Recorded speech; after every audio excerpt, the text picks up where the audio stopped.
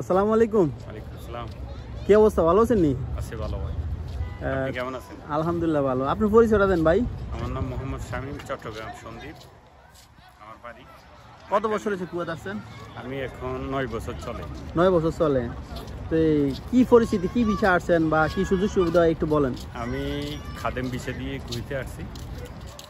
তারপরে আসার পরে আমি নিজে ব্যক্তিগতভাবে আমি কাজ করছি আপনার গাড়ির মেকানিকে। ওইখান থেকে গাড়ির কাজ শিখে এখন ভিসা ট্রান্সফার করছি, কানুন দিছে গত 2-3 মাস আগে ভিসা শোন করছি। এখন নতুন ভিসাতে শোনাই আছে আর কি। খাদের বিষয় তো মানে ঘরের কাজ, ঘরের যেটাকে বলি আর কি, ঘরের বিষয়। তো আপনি ওই বিষয়ে আসার পরে যে গ্রাজুয়েট ডিউটি করছেন মেকানিকের কাজে, কোনো সমস্যা হয়েছিল আপনার? অনেকবার সমস্যা হয়েছে, অনেক সমস্যাটা কিরকম? সমস্যা আমার মনে করেন চেকিংয়ে অনেকবার ধরছে।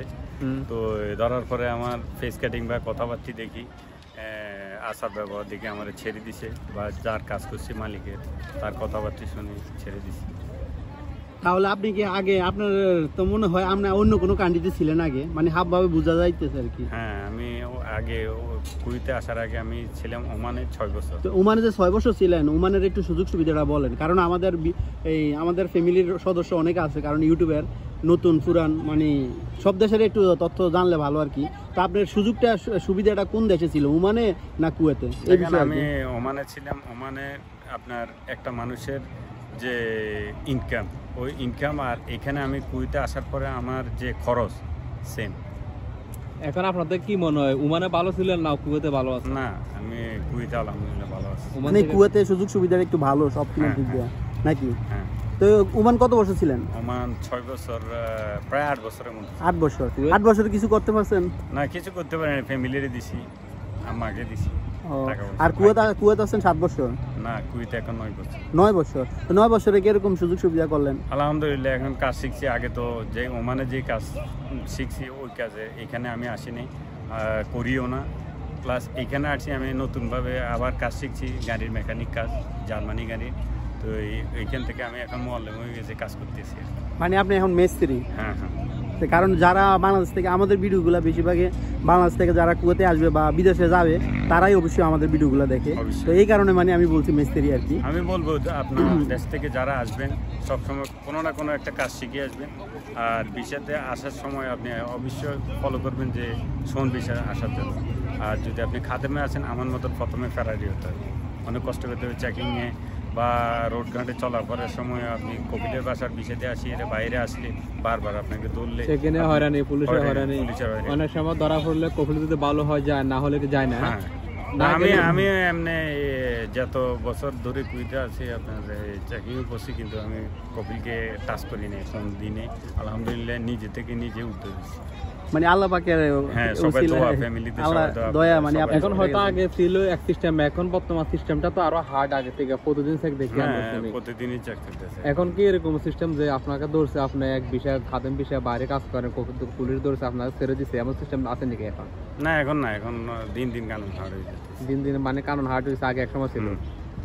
এখন যারা আসতে চায় মানে যে কোনো হাতের কাজ শিখে আসলে মানে সুযোগ সুবিধা ভালো, মানে কোম্পানিতে না সবচেয়ে আমাদের বাংলাদেশের মানুষ সবচেয়ে এটাই বেটার, হাতের কাজ শিখে আসাটা। তাহলে আপনি কষ্ট করা লাগবে না, যে কোনো একটা কাজ আপনি শিখে আসলে ওটার উপরে কাজ করতে পারবেন। মানে যে কোনো একটা কাজ, একটা স্যালারিও মিলবে। যে কোনো একটা কাজ শিখে মানে আহালি সনবিশে আসতে হবে নাকি?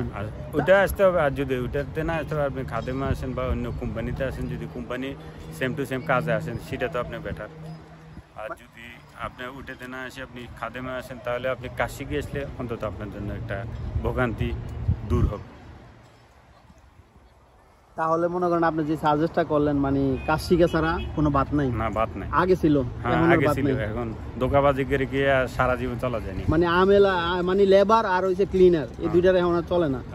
কারণ এখন হচ্ছে কাজ শিখে থাকলে মনে করেন, কাজ শিখে থাকলে পৃথিবীর যে কোনো কান্ট্রিতে আপনার জন্য ফায়দা আছে। শিখে থাকলে আপনার ইনকাম আসবে, মানে ইনকামও হবে, যথেষ্ট সম্মানও পাওয়া যাবে নাকি? হ্যাঁ। আর এখন আমরা যে কাজ শিখছি, আমি গাড়ির কাজ শিখছি, গাড়ির কাজ করি, মালিকের কাছে আমার আলাদা একটা মর্যাদা আছে। মানে মালিকের কাছে যেমন যেমন একটা আম আপনার আলাদা মর্যাদা আছে, আপনি যখন দেশে চলে যাবেন তখন আপনি দেশেও এটা করে খাইতে পারবেন, হ্যাঁ। পারবেন না? পারবো অবশ্যই। কারণ এটা তো আর দেশও চাহিদা আছে। আপনার এইখানে মনে করেন আপনার এখান থেকে চলে যাওয়ার পরে আপনি দেশে ইচ্ছা করলে আপনি ওই কাজ করলেন, পরে ফ্যামিলি চালাতে পারেন। আর যদি নাও করেন তাহলে আপনি এই কাজের উপরে আপনার যদি ছেলে মেয়ে থাকে, ছেলেদেরকেও আপনি এই কাজ শেখার জন্য আগ্রহ করলে, উৎসাহিত করলে আপনি এই কাজে এরাও শিখলে মনে করেন দেশে থেকে আসার আগে তাহলে এখানে এসে এরাও চাইলেন হতে পারবে।